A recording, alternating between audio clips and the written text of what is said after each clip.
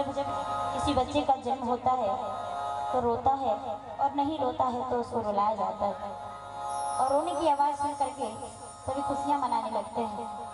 इस बात को हमारे शुद्ध गुरु देव ने बहुत ही गहराई से सोचा और एक महान संदेश दे दिए।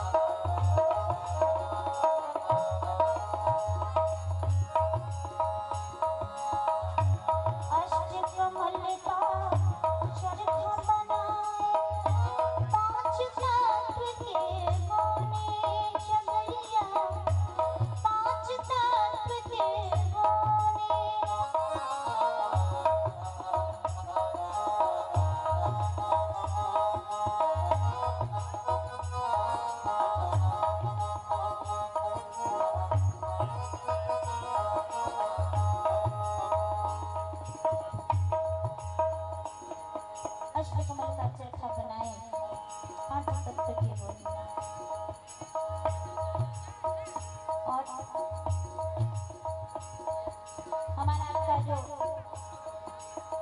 ये हर मांस की शरीर है इसको अष्टकमल कहा गया है।